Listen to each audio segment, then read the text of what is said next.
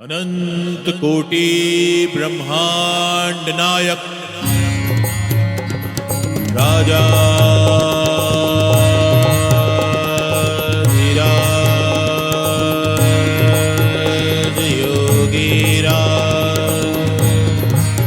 परब्रह्म श्री सच्चिदानंद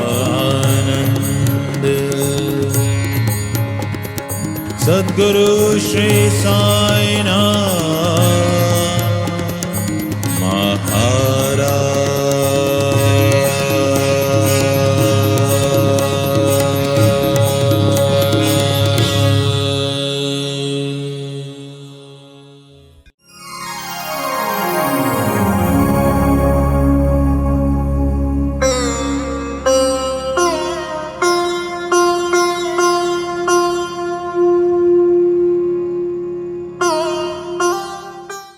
कहत कबीर सुनो भाई साधो, पार उतर गए संत जनाने। संत कौन है? हम तो साईं बाबा के बारे में कहते हैं ना कि संत हैं वो तो, और दरअसल हम लोग तो साधु और संत को एक ही मानते हैं और एक ही रौ में बोल जाते हैं। साधु संत साधु संत साधु संत, दोनों में बहुत फर्क है, बहुत फर्क है। साधु वो होता है जिसने अपने आप को साध लिया होता है। साधु वो होता है जिसने अपने आप को साध लिया होता है। ये जैसे हमारे म्यूजिशियंस हैं, ये बजाने से पहले अपने यंत्रों को साधते हैं, उनको एक लाइन में ले आते हैं। और संत वो होता है जिसने अपनी इच्छाओं का अंत कर लिया, वो संत होता है। सधन अंत बराबर संत। जिनकी इच्छाएं बची रहती हैं वो कभी संत नहीं हो सकते, वो असंत हो जाते हैं। संत वो होता है जिसने अपनी इच्छाएं सब खत्म कर ली, उनका अंत कर लिया। साधु वो होता है जो भगवान से प्रेम करता है, और संत वो होता है जिसको भगवान प्रेम करते हैं। ये फर्क है। इसीलिए जब हम बाबा को संत कहते हैं तो उसके पीछे बहुत बड़ा कारण है कि बाबा की ऐसी कोई इच्छाएं नहीं थी जो उनके अपने आप को पाने में आड़े आती। कोई ऐसी अड़चन नहीं थी, कोई रोड़ा नहीं था रास्ते में। कांचन कीर्ति कामिनी हर चीज से बाबा दूर थे। कोई भी उनके मन में किसी व्यक्ति या वस्तु के प्रति कोई आकर्षण वासना कुछ नहीं था। न धन संग्रह का उनके पास कोई शौक था उनको, न कोई उनको अपने ऊपर खर्च करने की तमन्ना थी। फटे हुए कपड़ों में रहते, कभी जूतियां पहनते, कभी नहीं पहनते। कई कई हफ्तों तक नहाते नहीं थे। कोई दुनियादारी से उनका सरोकार नहीं था, लेकिन दुनिया में किसके साथ क्या हो रहा है वो उनको सब पता था। कोई सरोकार नहीं था। और आजकल के हमारे संत तो कैसे हो गए हैं बाप रे। कई संतों को तो देख करके मुझे ऐसा लगता है जैसे वो फैंसी ड्रेस कंपटीशन में आ गए हों। रंग बिरंगे कपड़े, वेशभूषाएं, चेहरे पर मेकअप होता हुआ है।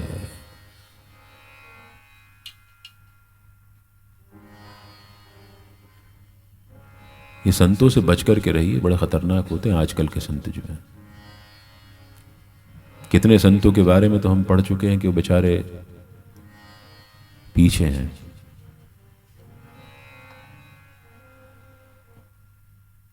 वो संत जो अपना आदर सत्कार करवाने का शौकीन हो, कभी संत नहीं हो सकता।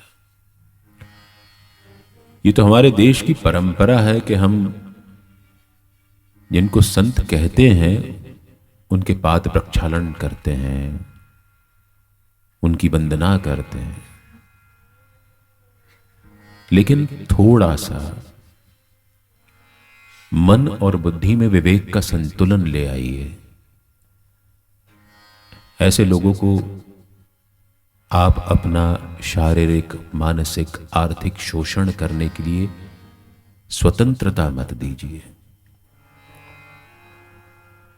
नहीं तो आप तो भोले भाले हैं, वह आपको मूर्ख बना रहे हैं।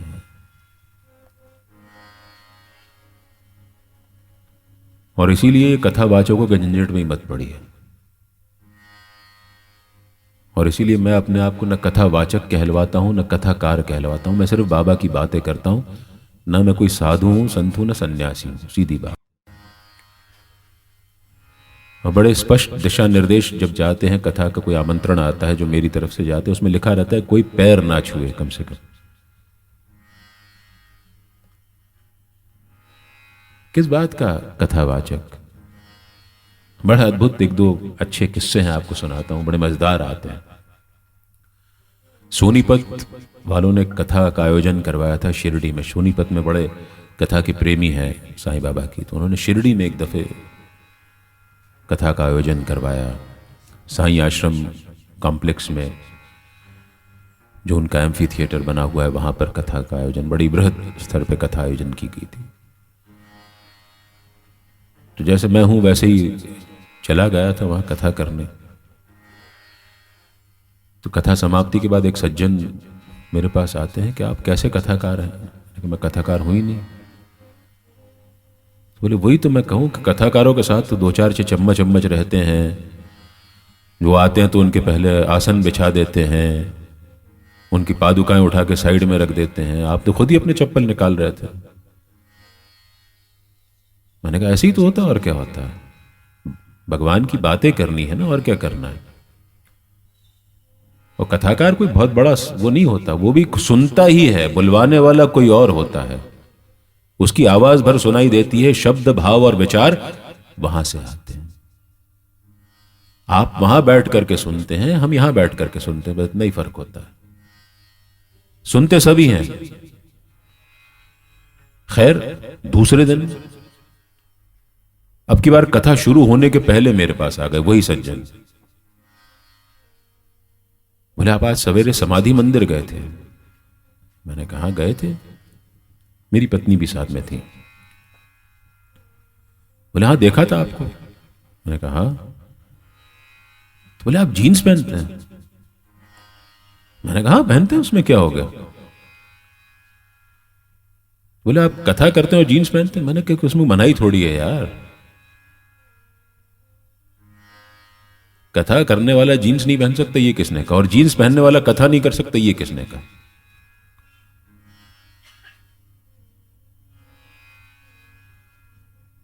कपड़ों के छलावे में मत आइए। इंसान को अपनी विवेक की दृष्टि से पहचानिए, कौन है, कैसा है। कुछ संत होते हैं जो हमको अपनी धूर्तता के पाश में फंसा लेते हैं, और कुछ संत ऐसे होते हैं जो दुनियादारी छोड़ करके भागने का मन करते हैं, वो संत हो जाते हैं। बाबा के समय पर ऐसे ही संतों की बाबा ने खूब भद उतारी थी। एक किस्सा आता है श्री साईं सच्चरित्र में, विजयानंद करके एक रामदासी था, उसका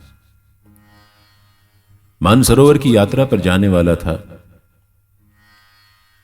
रास्ते में शिरडी पड़ता है। शिरडी में कुछ लोगों ने उसको बता दिया कि मानसरोवर के रास्ते में जो बर्मावासी हैं वो बहुत परेशान करते हैं। तो ये सुन करके उसने अपना मानसरोवर यात्रा का कार्यक्रम कुछ दिनों के लिए टाल दिया, शिरडी में ही रुक गया। वहां पर उसको एक तार मिलता है एक दिन कि उसकी मां की तबीयत बहुत खराब है और उसको तुरंत वापस जाना होगा।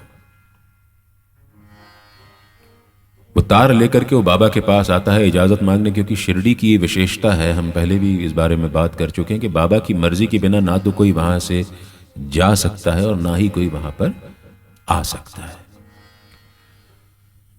तो आया बाबा के पास, रोने लगा कि मेरी माँ बहुत बीमार है, वो धरती पर पड़ी तड़प रही है, कोई उसकी देखभाल करने वाला नहीं है, कोई उसको देखभाल कर नहीं सकता, और कोई कौन देगा उसको दवा ला करके, क्या देगा, उसके पास पैसे हैं कि नहीं हैं, ये सब पूरे उसने रोना गाना शुरू कर दिया। बाबा ने उससे एक शब्द में कहा कि जब तू इन बंधनों से मुक्त ही नहीं हो पाया तो तू काहे का सन्यासी है। क्या जरूरत थी ये सब सन्यास का चोला पहनने की। जा चुपचाप जाकर वाड़े में बैठ और ध्यान रखना, वाड़े में चोर बहुत हैं। वो विजयानंद 2 दिन बाद वहीं पर उसने प्राण त्याग दिए। एक और पतंजलि विद्यापीठ का एक सन्यासी बाबा के पास शिरडी में आया, और आमतौर पर हम लोगों में ऐसा माना जाता है कि प्याज लहसुन खाना जो है वो हमारी पाश्विक वृत्ति को बढ़ावा देता है। तो हम में से बहुत सारे लोग प्याज लहसुन नहीं खाते हैं, लेकिन मैंने ऐसे बहुत सारे लोग देखे जो प्याज लहसुन नहीं खाते लेकिन रिश्वत खाते हैं।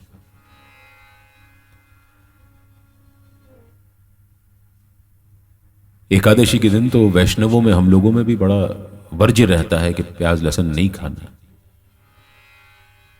और ये पतंजलि के जो विद्यार्थी आए थे, इनका मानना तो ये था कि योग विद्या में प्याज का और लहसुन का आहार ग्रहण करना बाधक बन जाता है। तो जब इनको एक भक्त लेकर के मस्जिद में आया तो बाबा उस समय भोजन कर रहे थे, तो बाबा के भोजन में रोटी थी और सूखी प्याज, कच्ची प्याज बाबा खा रहे थे।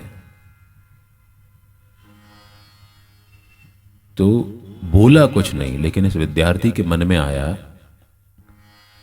कि ये कैसा सन्यासी है, कैसा संत है जो कच्ची प्याज के साथ रोटी खा रहा है।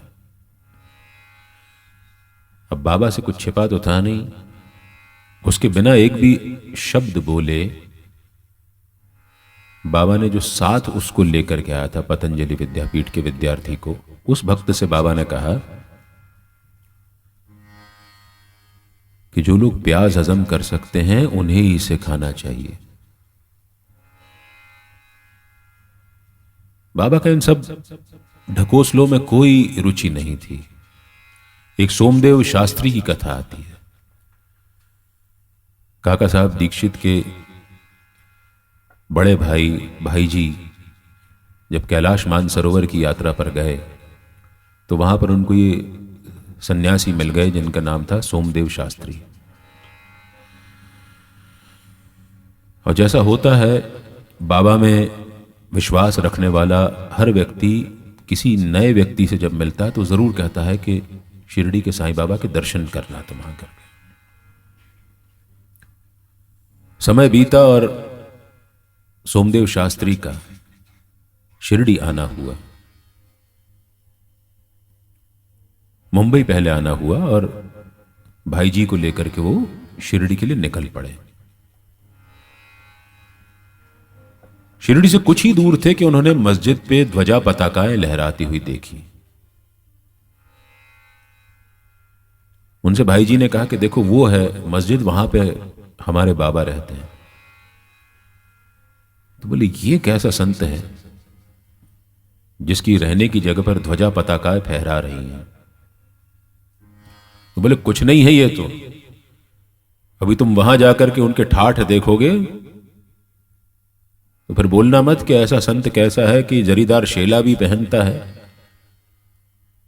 और उसको चवर डुलाई जाती है और उसके भक्त उसको चांदी के भोजन पात्र में भोजन भी देते हैं, उसके लिए पालकी भी है वहां पर। तो बोले अब तो मुझे वापस जाना है, उनके दर्शन वर्शन नहीं करने। बोले अब चलो आ गए हो, मैं तो दर्शन कर लूंगा। तो ये मस्जिद तक वहां पहुंचे और मस्जिद में भी कदम भी नहीं रखा था कि बाबा की गरजदार आवाज सुनाई दी, अरे रहने दो यार, हमारे ध्वजा पताका है हमारे पास, हमारी चांदी की पालकी हमारे पास, रहने दो, जाओ तुम अपने बीवी बच्चों को छोड़ करके सन्यास ले लेते हो, वो किस हाल में है उनका पता होता तुमको ठिकाना नहीं है, जाओ तुम सन्यासी बनो। सुन करके सोमदेव शास्त्री अचंभित हो जाते हैं कि संसार से भाग करके कभी कोई सन्यास ले भी ले तो ऐसा कुछ हासिल नहीं कर पाता। अपने परिवार वालों को छोड़ करके, उनको दुख में दरिद्रता में छोड़ करके कोई सन्यास ले ले तो ये तो कायरता हुई, ये सन्यास नहीं हुआ। अरे सन्यास असल तो वो है कि आप गृहस्थ जीवन जिए, अपने घर परिवार में रहें, रोज के काम करें, काज करें, व्यवसाय करें, सब कुछ करें और तब भी आप मन से सन्यासी बनी रहें, वो सन्यास होता है। संसार से भागे फिरते हो, उस लोक में तुम क्या पाओगे। संसार से भागे फिरते हो, उस लोक में तुम क्या पाओगे। इंसान को तुम अपना न सके, भगवान से क्या मिल पाओगे। संसार से भागे फिरते हो।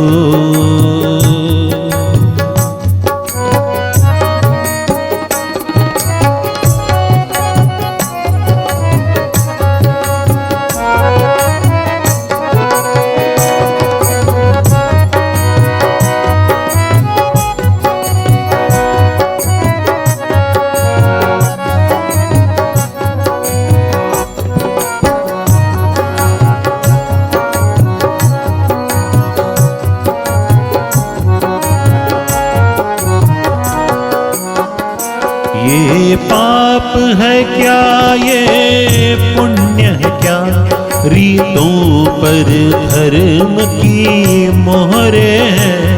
ये पाप है क्या, ये पुण्य है क्या, रीतों पर धर्म की मोहरे हैं।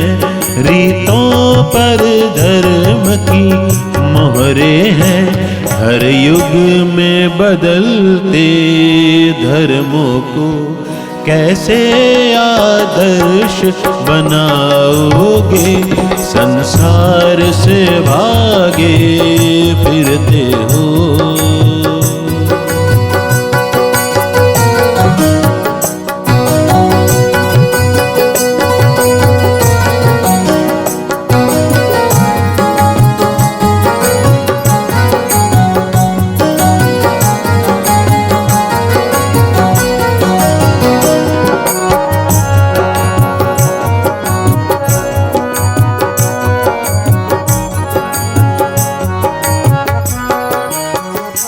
ये भोग भी एक तपस्या है, तुम त्याग के मारे क्या जानो। ये भोग भी एक तपस्या है, तुम त्याग के मारे क्या जानो। तुम त्याग के मारे क्या जानो। अपमान रचेता का होगा, रचना को अगर ठुकराओगे। अपमान रचेता का होगा, रचना को अगर ठुकराओगे। संसार से भागे फिरते हो।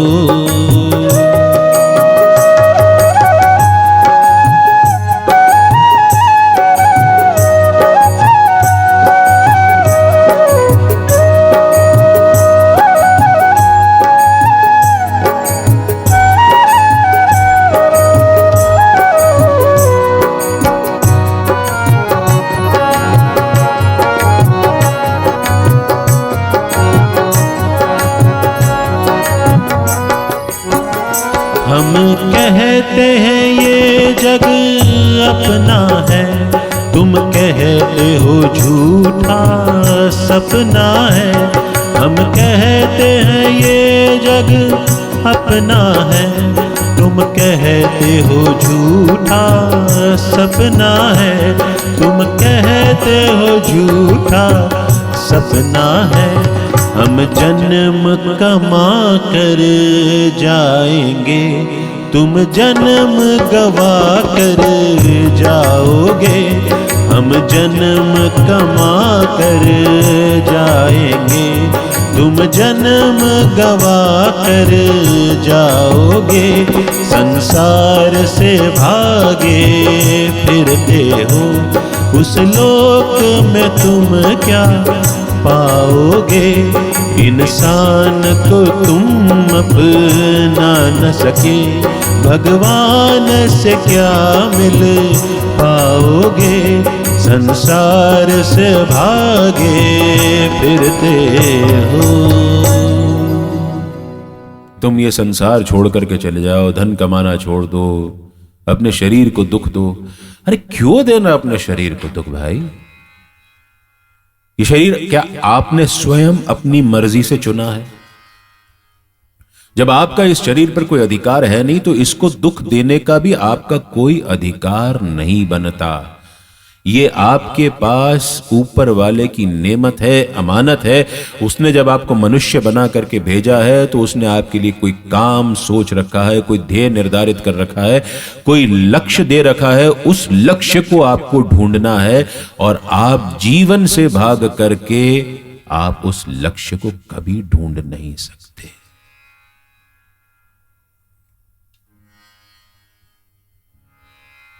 और इसको दूषित भी नहीं करना है।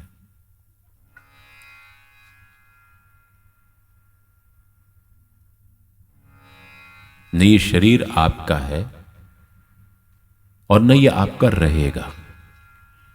समय आएगा इसको छोड़ करके जाना होगा, पक्की बात है। कोई आज तक अपने शरीर को लेकर के ऊपर गया नहीं है। मैं तो नहीं जानता, आप किसी को जानते हो तो बताइए। सबको यहीं छोड़ करके जाना है। आप अच्छा, कोई आप में से कोई ये बता सकता है कि आप कब तक जिंदा रहेंगे? कौन सी सांस आपकी आखिरी होगी ये आपको नहीं पता। जब ये शरीर आपका है नहीं, जब ये आपके साथ जाएगा नहीं, ये तमाम उम्र रहेगा, इस उम्र के बाद नहीं रहेगा। जब आपको ये नहीं पता कि उम्र कब तक की है, तो आप इस शरीर को दंड क्यों दे रहे हो भाई? ये तो ऐसा ही हुआ, किसी पड़ोसी की गाड़ी ले ली और उस पर हम ऑफ रोडिंग करने चले गए, और इधर बड़े बड़े पत्थरों पे, चट्टानों पे, रेती में घुसा रहे हैं, सब कर रहे हैं। ये कर दिया हमने। पड़ोसी की गाड़ी ली है, उसको बहुत एहतियात से चलाइए। भले ही पड़ोसी कहे इसे अपनी ही समझना, लेकिन वो तो खामखा कह रहा है। जहां आपने अपनी समझ लिया वहां गड़बड़ हो गई। चिंता नहीं है, तुम तो 2-4 दिन रख लेना। बोलने वाले ने बोल दिया, अगले दिन सवेरे पूछने आ जाएगा, हो गया काम, मैं ले जाऊं गाड़ी अपनी। ये दुनिया है। विवेक का इस्तेमाल कीजिए। ये शरीर आपको खत्म करने के लिए नहीं मिला है, इसकी अपनी एक गति है। आपके शरीर में असंख्य कोशिकाएं हैं जिनको हम सेल्स कहते हैं। जब आप पैदा होते हैं तो नए सेल्स बड़ी तेजी से बनते हैं और पुराने सेल्स धीमी गति से मरते हैं। जब नए सेल्स, जब नई कोशिकाएं आपके अंदर उत्पन्न होती हैं, हम सबको पता है, हमने साइंस में पढ़ा है, 8वीं तक ही पढ़ा है कि हमारे अंदर रोज असंख्य कोशिकाएं मरती हैं। 22-24 दिनों में तो हमारी पूरी त्वचा नई हो जाती है, हमको पता ही नहीं लगता है। तो रोज असंख्य कोशिकाएं पैदा होती हैं, असंख्य कोशिकाएं मरती हैं। जब पैदा होने की गति मरने की गति से ज्यादा होती है, तो आप जवान होना शुरू होते हैं।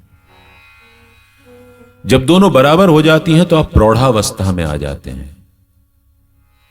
और जब कोशिकाओं के नष्ट होने की गति उनके पैदा होने की गति से स्लो हो जाती है, धीमी पड़ जाती है, तो आप वृद्ध होने लगते हैं।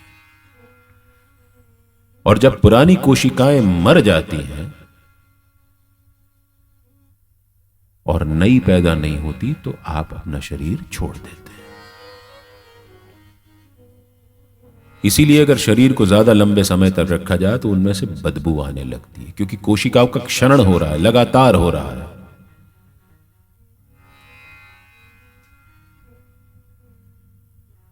तो जिस शरीर पर आपका अधिकार नहीं है, उस शरीर का आप खात्मा कैसे कर सकते हैं? बड़ी सुंदर एक कथा इसी श्री साईं सच्चरित्र में आती है, श्रीमान आंबेडकर की। श्रीमान आंबेडकर, उनका खुद का व्यवसाय था, नुकसान हुआ, बड़े दिन आए, और जब बुरे दिन आते हैं तो मुसीबतें चारों तरफ से घेर लेती हैं। इनको भी घेर लिया। एक बार इस मंशा के साथ शिरडी आए कि अब बहुत हो गया, अब जिया नहीं जाता, और शिरडी में ही इन्होंने आकर के अपनी ई लीला, अपनी जीवन लीला को समाप्त करने की ठान ली। एक दिन मौका देखा और एक कुएं की मुंडेर पर चढ़ करके बैठ गए कि अब इस कुएं में कूद करके जान दे देनी है। तभी वहां से सगुण मेरू नायक का निकलना हुआ। उनकी कांख में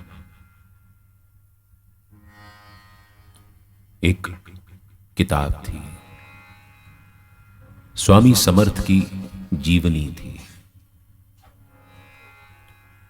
कुएं पर चढ़ा देख करके सगुण मेरू नायक ने श्रीमान आंबेडकर से कहा कि मैं ये किताब पढ़ रहा हूं, मुझे इस ग्रंथ में बहुत रस आ रहा है, बहुत रुचि आ रही है, लो तुम भी पढ़ो। ये कहकर के उन्होंने वो ग्रंथ, स्वामी समर्थ की जीवनी, कुएं पर आत्महत्या की इच्छा से चढ़े हुए श्रीमान आंबेडकर को दे दी।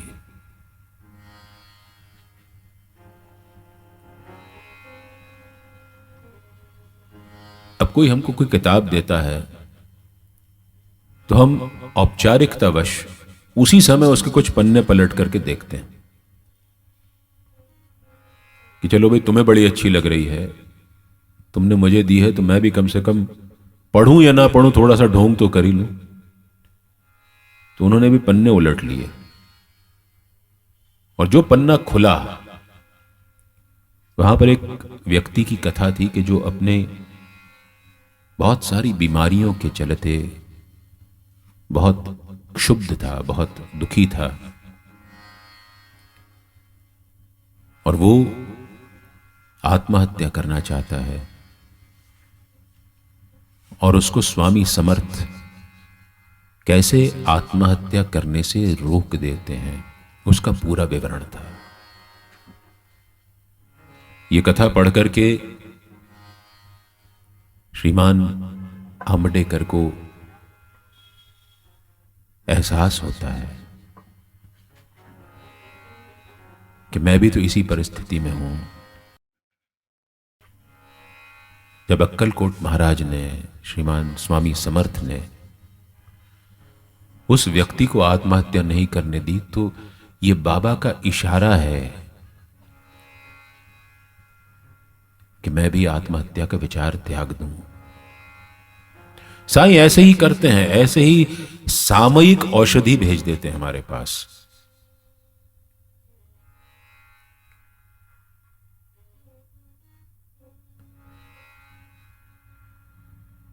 श्रीमान आंबेडकर ने अपना आत्महत्या करने का इरादा त्यागा। बाद में उन्होंने सामुद्रिक ज्योतिष का अध्ययन किया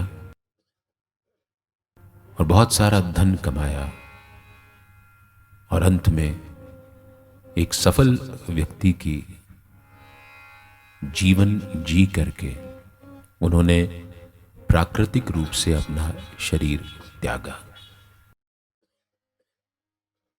हताशा होगी, मन टूटेगा, निराशा आएगी, कोई काम ठीक नहीं चलेगा, घर वालों से खटपट होती रहेगी, बाहर जाएंगे तो वहां कोई दुर्घटना हो जाएगी, सब कुछ उल्टा पुल्टा होगा। लेकिन बाबा ने इस ग्रंथ में कहा भी है कि तुम्हारी पूरी दुनिया उलट पुलट हो जाए, तुम्हारे इर्द गिर्द कुछ भी ठीक ना चल रहा हो, तुम शांत बैठे रहना।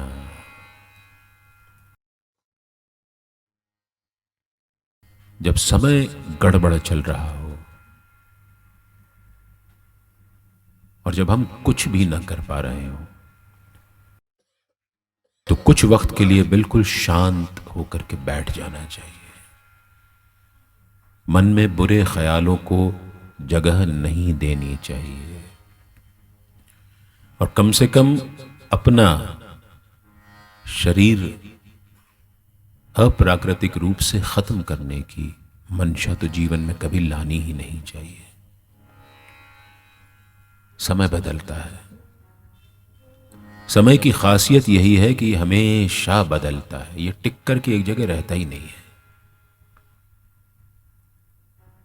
ये कहीं टिकता नहीं है। हम लोग बस धीरज नहीं रख पाते।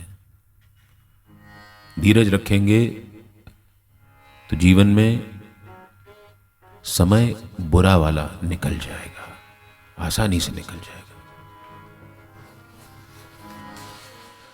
धीरज रख वो रहमत की बरखा बरसा भी देगा। धीरज रख वो रहमत की बरखा बरसा भी देगा। धीरज रख वो रहमत की बरखा बरसा भी देगा। धीरज रख वो रहमत की बरखा बरसा भी देगा।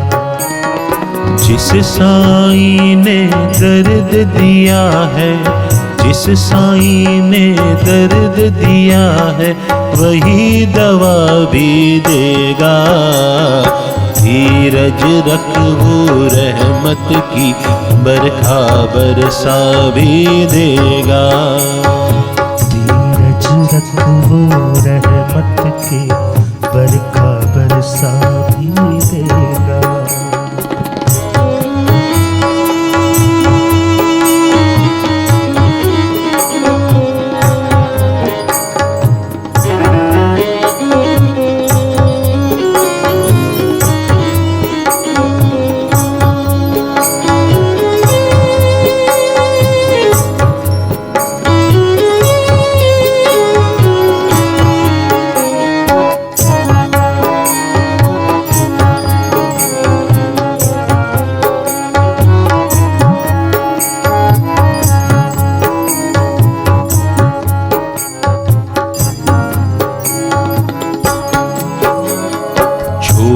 कभी ना आस की डोरी, खुशियाँ देगा भर भर झोली। छोड़ कभी ना आस की डोरी, खुशियाँ देगा भर भर झोली। मगर वो गम की परछाई से तुझे डरा भी देगा।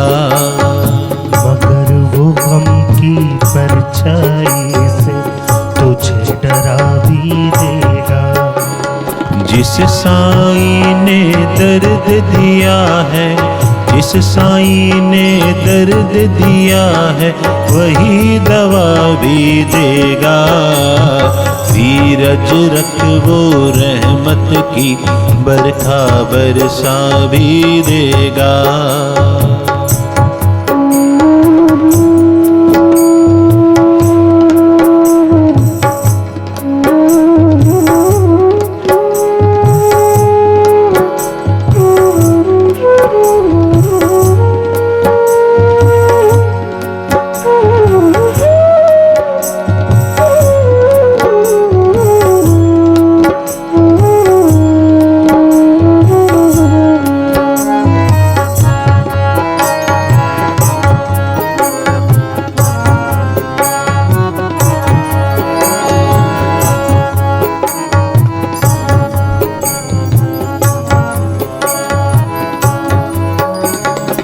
जिसके हाथ में सबकी रेखा, उसकी ओर जिसने भी देखा।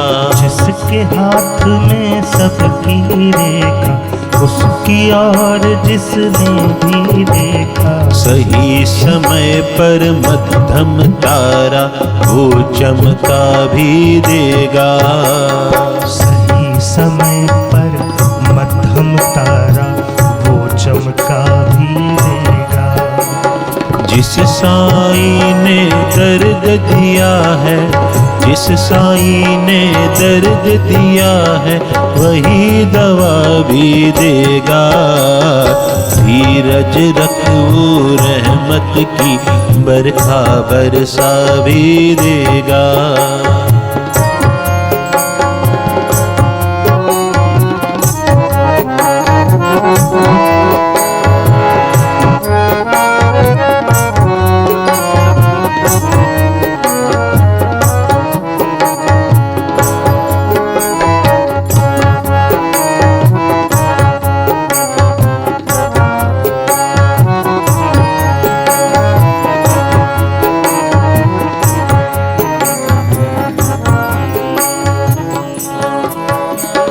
माथे पर बिंदिया से पहले नाम वही निंदिया से पहले।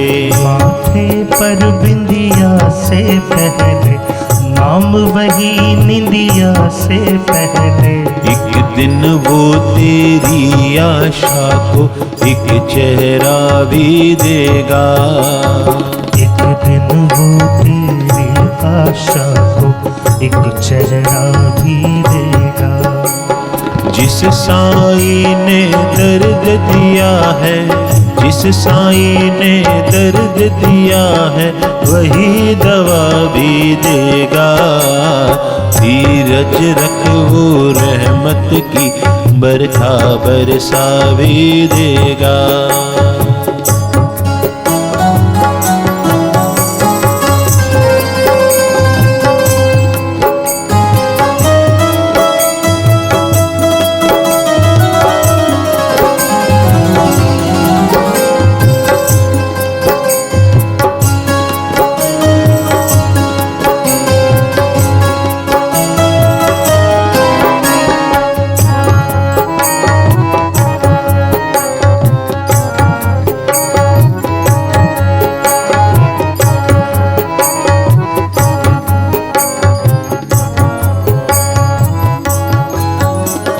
बढ़ जाएगी हिम्मत तेरी, कटेगी जब घन घोर अंधेरी। बढ़ जाएगी हिम्मत तेरी, घटेगी जब घन घोर अंधेरी। बूंद बूंद तरसाने वाला रस बरसा भी देगा। बूंद बूंद तरसाने वाला रस बरसा भी देगा। जिस साईं ने दर्द दिया है, जिस साईं ने दर्द दिया है, वही दवा भी देगा। धीरज रख वो रहमत की बरखा बरसा भी देगा। धीरज रख वो रहमत की बरखा बरसा भी देगा। बरखा बरसा भी देगा। बरखा बरसा भी देगा। बरखा बरसा भी देगा।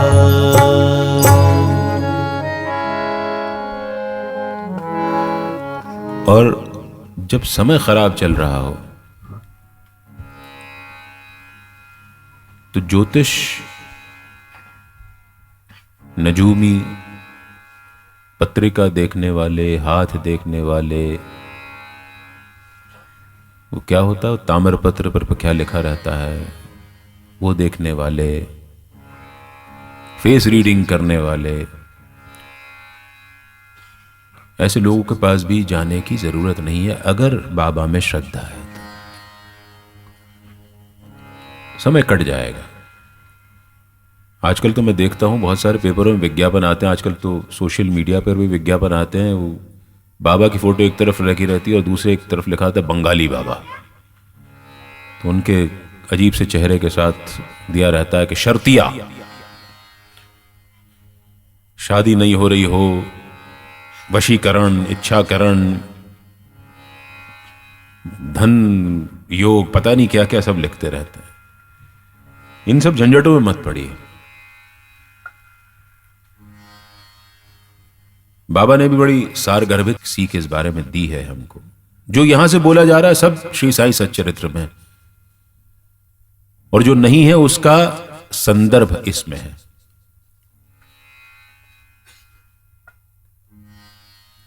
सावित्रीबाई तेंदुलकर,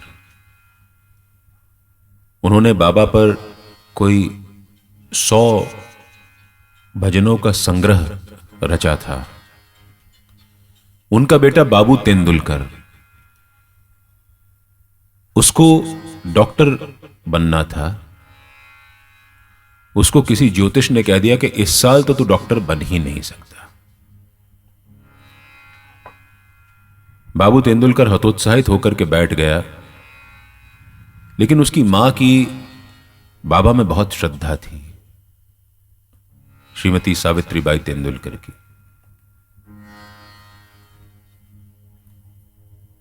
वो बाबा के पास आई। बाबा ने कहा, मैं देखता हूं वो डॉक्टर कैसे नहीं बनता है, उसको बोलो परीक्षा की तैयारी करे। उसने अनमने ढंग से परीक्षा दी, लेकिन बाबा तो उसके पीछे लगे हुए थे, रिजल्ट देखने भी नहीं गया। वो तो नोटिस बोर्ड पर उसका नाम उसके किसी और मित्र ने देखा और उसको जाकर के बताया। उसको विश्वास नहीं हुआ, वो जाकर के उसने खुद का नाम देखा कि नोटिस बोर्ड पे लगा था कि वो रिटन क्वालिफाई कर गया है, उसको ओरल्स की तैयारी करनी। ओरल्स भी क्लियर कर गया। ज्योतिष फेल हो गए। एक और किस्सा आता है नागपुर के करोड़पति सेठ बापू साहेब बूटी का। एक दिन मस्जिद में बापू साहेब बूटी और नाना साहब डेंगले, जिनको ग्रह नक्षत्रों की चाल देखना आता था, उन्होंने बापू साहेब बूटी से कहा कि आज तुम्हारा दिन बहुत खराब है, हो सकता है तुम्हारी मृत्यु भी हो जाए। आरती के बाद बाबा ने दोनों को ऊपर बुलाया और बापू साहेब बूटी से कहते हैं, क्यों ये नाना क्या कह रहा था कि आज तुम मर जाओगे, जाओ जाके आराम से बैठो, मस्जिद माई के बच्चों का कभी कोई कुछ बिगाड़ नहीं सकता। फिर शाम को एक सांप वाली घटना हुई, जिसमें सांप इनको डसने आया था, लेकिन ये बच गए। एक और किस्सा आता है दामू अन्ना कासार का,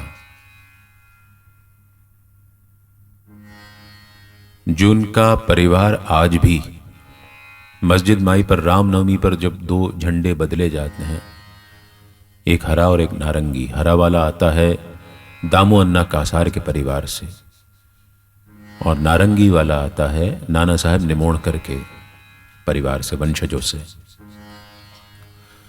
तो इन्हीं दामू अन्ना कासार को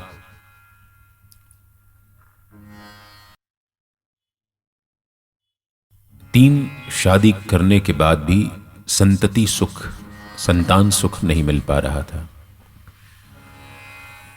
कई ज्योतिषियों को दिखाया, सबको दिखाया, लेकिन कुछ हो ना पाया। एक दिन किसी ने बाबा को आम की पेटियां भिजवाई।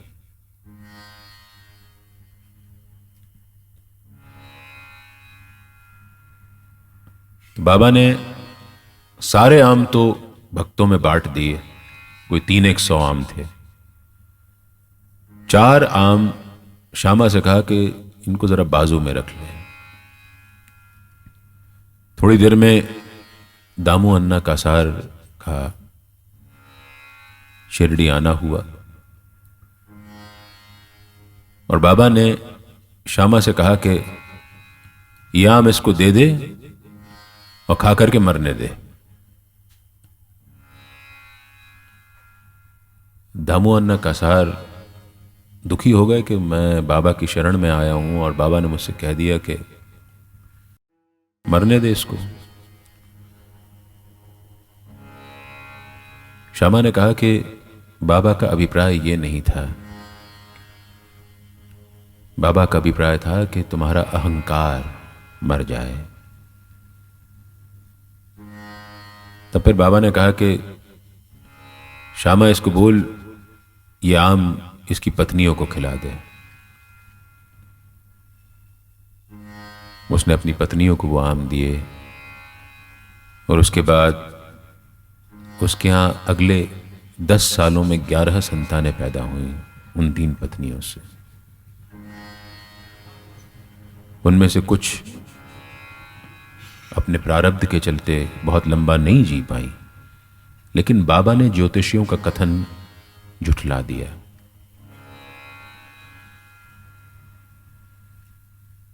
हम लोग भी जब बुरे दिन चलते हैं अधिकांशतः, तब ज्योतिष, हवन, अनुष्ठान, इन चक्करों में पड़ जाते हैं।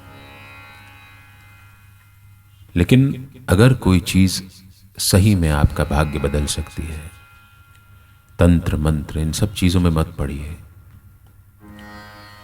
कोई व्यक्ति इतना शक्तिशाली नहीं है कि वो आपकी ग्रह दशा बदल दे। वो खुद की नहीं बदल सकता, वो आपकी क्या बदल देगा। अगर कोई चीज आपकी ग्रह दशा बदल सकती है तो वो है साईं में आपका अटूट विश्वास।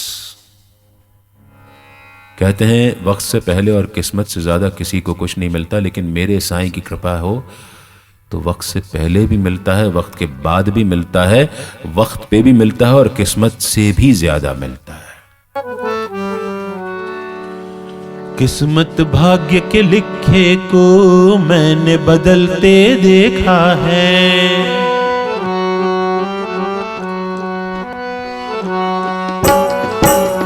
किस्मत भाग्य के लिखे को मैंने बदलते देखा है।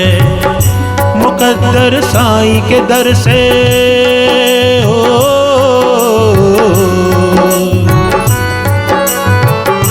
मुकद्दर साईं के दर से साईं भाग्य की रेखा है, साईं भाग्य की रेखा है, साईं भाग्य की रेखा है, साईं भाग्य की रेखा है। किस्मत भाग्य के लिखे को मैंने बदलते देखा है।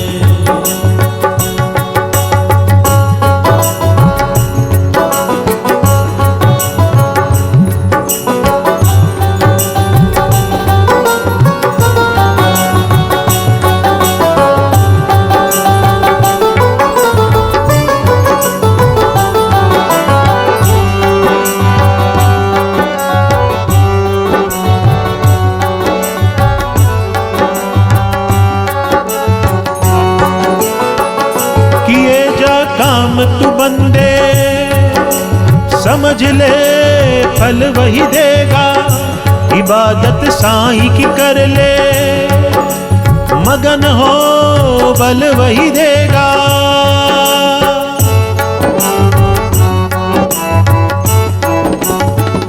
किए जा काम तू बंदे समझ ले फल वही देगा। इबादत साईं की कर ले, मगन हो बल वही देगा।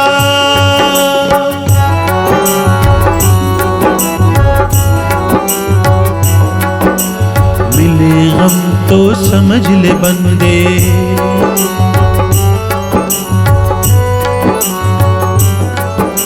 मिले हम तो समझ ले बंदे, तेरे कर्मों का लेखा है। मुकद्दर साईं के दर से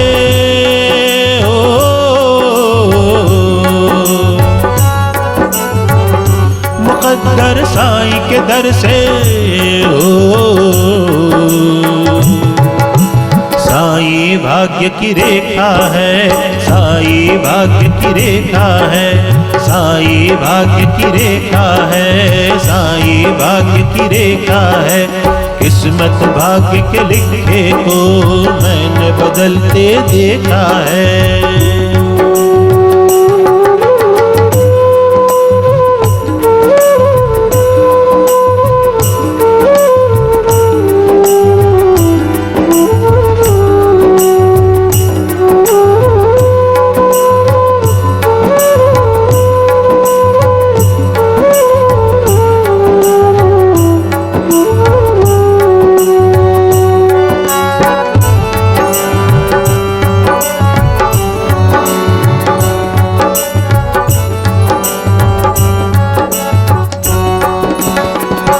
जप ले साईं की माला, पी ले तू साईं काला, साईं दे अमृत प्याला, साईं का प्यार निराला।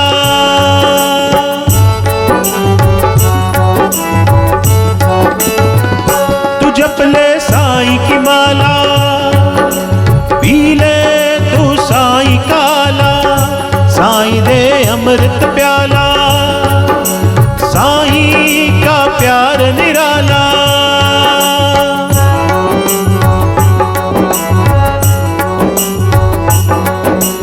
नेकी है सोने की थाली,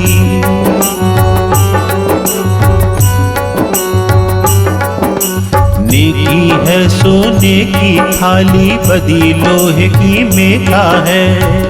मुकद्दर साईं के दर से हो,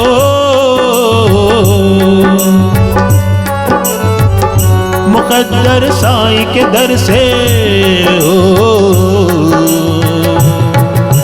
साईं भाग्य की रेखा है, साईं भाग्य की रेखा है, साईं भाग्य की रेखा है, साईं भाग्य की रेखा है। साईं नाम की शक्ति को मैंने बदलते देखा है। मुकद्दर साईं के दर से हो,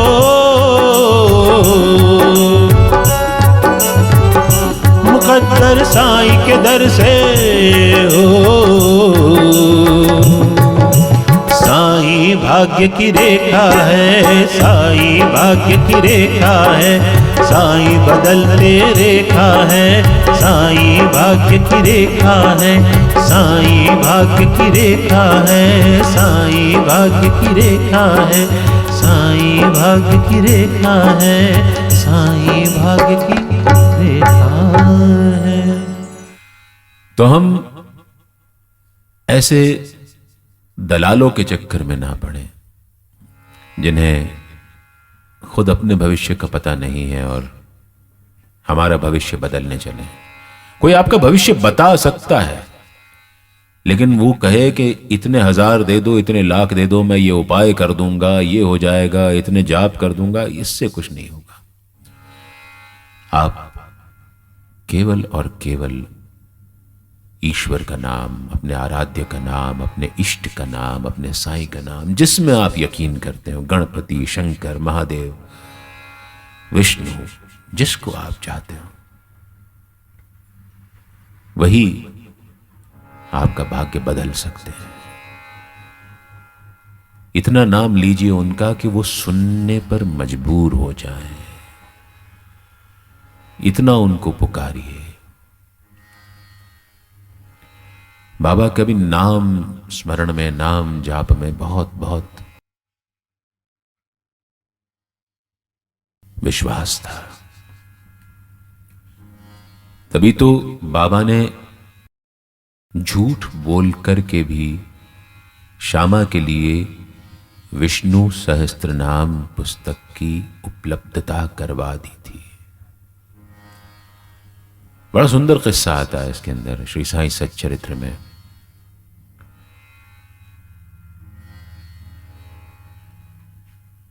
एक रामदासी सन्यासी आकर के शिरडी में ठहरा। उसके पास विष्णु सहस्त्र नाम की किताब थी।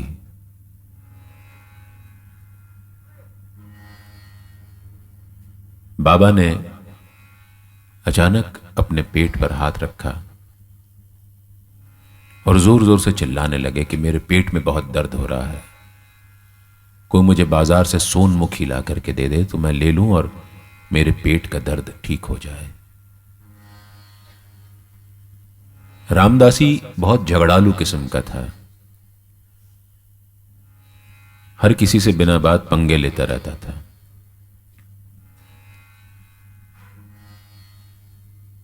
किसी और को उठता ना देख करके रामदासी खुद बाबा के लिए सोनमुखी का काढ़ा लेने बाजार चला गया। इधर बाबा ने उसके झोले में से विष्णु सहस्त्र नाम की किताब ली और श्यामा को दे दी। श्यामा ने एकदम किताब को झटक करके कहा, बाबा तुम कहां मुझे झगड़े में डाल रहे हो? तुम्हें पता है रामदासी कैसा है, आकर के मुझसे कितना झगड़ा करेगा अगर उसने देखा कि मैंने उसकी किताब ले ली है। बाबा ने कहा, ये अमृत है।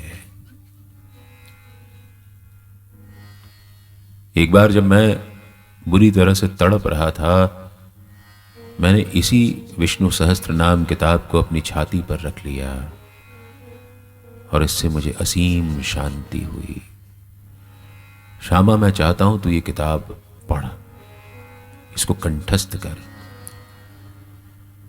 अभी दोनों में ये बातचीत चली रही थी। श्यामा के हाथ में बाबा ने किताब थमा दी। सन्यासी वापस आ गया। उसने श्यामा से झगड़ा करना शुरू कर दिया। ये सब क्या तमाशा है, मैं बाहर गया और तुमने मेरी किताब चुरा ली।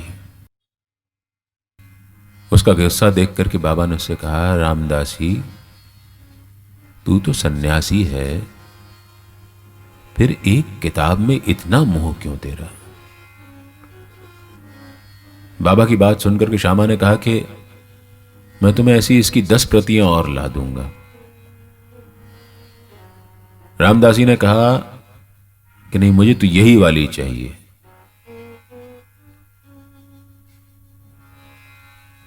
फिर बाबा ने एक युक्ति सुझाई। श्यामा ने कहा कि इस विष्णु सहस्त्र नाम किताब के एवज में मैं तुमको पंचरत्नी गीता की एक प्रति दे दूंगा। ये सुनकर के रामदासी भी शांत हो गया। बाद में श्यामा ने विष्णु सहस्त्र नाम कंठस्थ कर लिए और इनके अर्थ वो लोगों को जो शिरडी आते हैं उनको समझाते हैं। कैसी बाबा की युक्ति थी कि जबरदस्ती विष्णु सहस्त्र नाम श्यामा के कंठ से वो नीचे उतरवाना चाहते थे।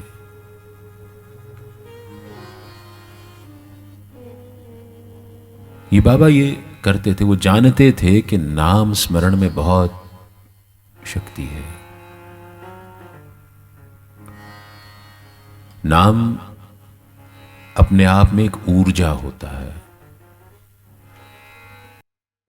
शेक्सपियर ने लिखा जरूर था कि अगर गुलाब को गुलाब ना कहते तो क्या उसमें खुशबू ना होती, लेकिन गुलाब को गुलाब ही कहना लाजमी था और खुशबू को गुलाब का नाम देना जरूरी था। हम देखते हैं कि हमारे नाम का हमारे चरित्र पर बहुत प्रभाव पड़ता है। दुनिया में जितने लोग हमारा नाम दोहराते हैं वो हमारे नाम को अपनी आवाज की ऊर्जा दे रहे होते हैं, एनर्जी दे रहे होते हैं। वो हमको बार बार उसी नाम से पुकारते हैं, वो नाम हमारे चरित्र में उतरना शुरू हो जाता है। इसी तरह जब आप अपने इष्ट का, अपने आराध्य का, अपने पूज्य का नाम आप जपते रहते हैं तो उसके नाम की शक्ति आपके अंदर समाहित होना शुरू हो जाती है, धीमे धीमे धीमे धीमे वो। और फिर एक समय ऐसा आता है जब आपका साईं आपसे दूर नहीं होता, उसका नाम आप इतना जपते हैं कि वो आपके अंदर प्रविष्ट होने लगता है। धीमे धीमे वो आपके व्यक्तित्व का हिस्सा बन जाता है। वो आपको बदलना शुरू करता है, वो आपका अभिन्न अंग बन जाता है। साईं ने कहा कहीं नहीं मैं दूर जी,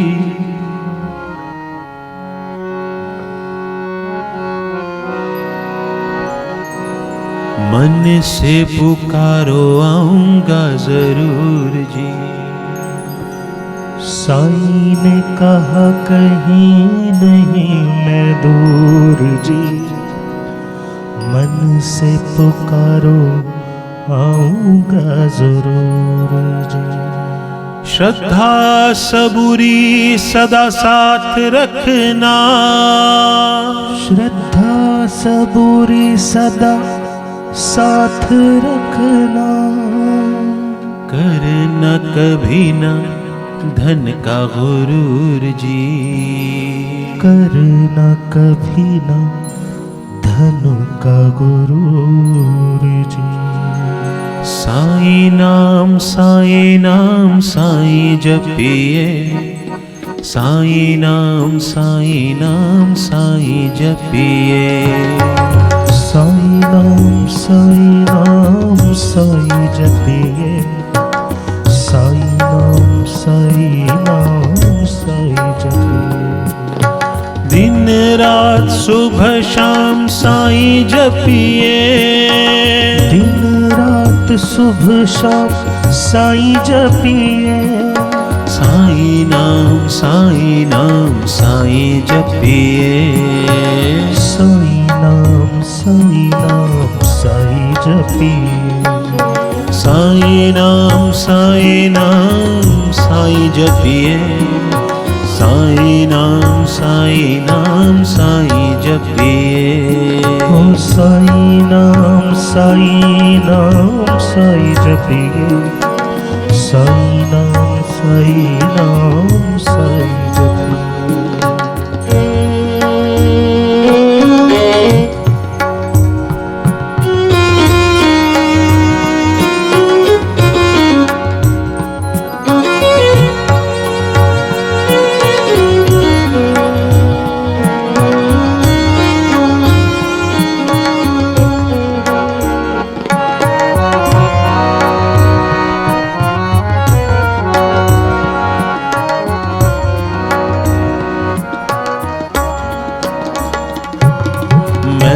मैं करते जो अभिमान में, रखते मिठास नहीं जो जुबान में, मैं करते जो अभिमान में, रखते मिठास नहीं जो जुबान में, उन पे भी रहमत करना सदा, उन पे भी रहमत करना सदा, उन पे भी रहमत करना सदा, उन पे भी रहमत करना सदा।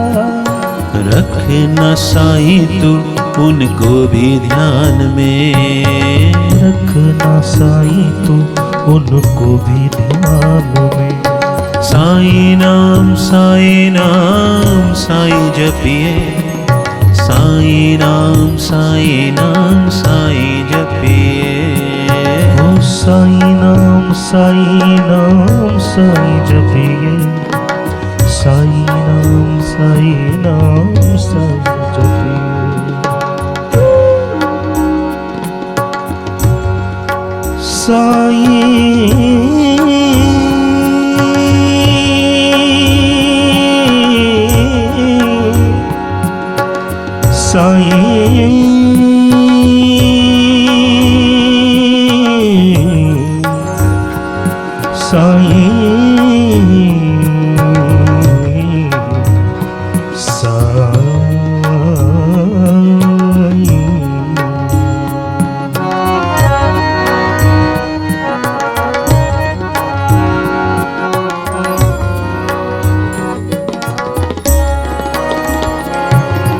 सेवा के जो सच्चे पथ पे हैं चलते, देखे न कभी किसी ने हाथ मलते।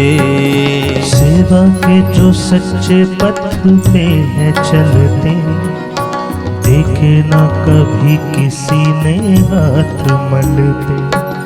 सेवा के जो सच्चे पथ पे हैं चलते, देखे न कभी किसी ने हाथ मलते। सेवा के जो सच्चे पथ पे है चलते, देखे ना कभी किसी ने हाथ मलते। अंग संग साईं सदा साथ उनके, अंग संग साईं सदा साथ उनके। साईं की कृपा से फूलते हैं फलते। साईं की कृपा से फूलते हैं फलते। साईं नाम साईं जपिए। साईं नाम साईं जपिए। साईं नाम साईं जपिए। साईं नाम साईं जपिए।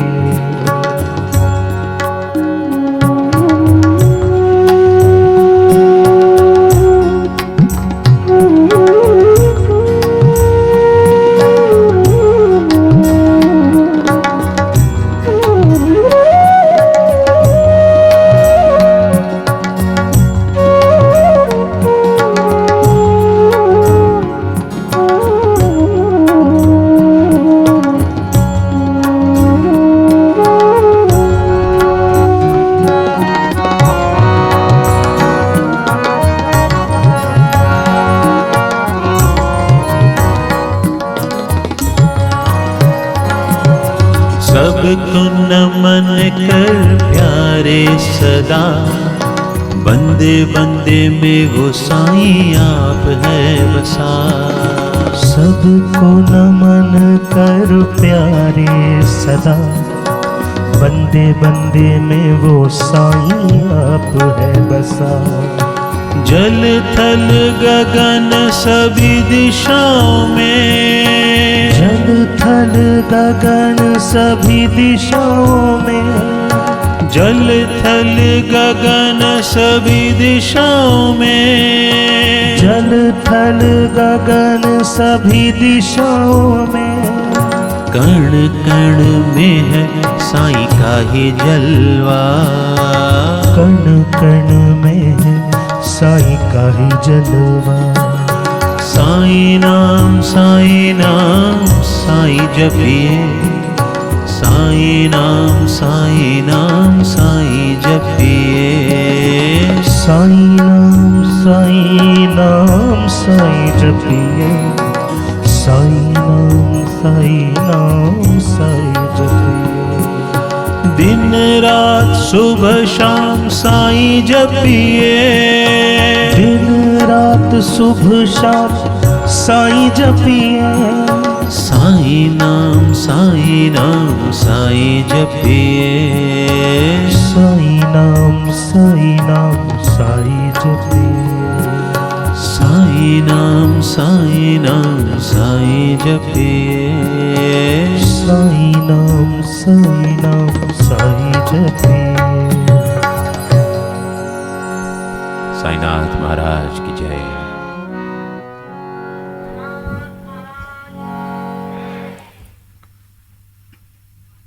जब हम ये सब बातें सुनते हैं बाबा के बारे में, तो उनका एक स्वरूप उभर करके सामने आता है।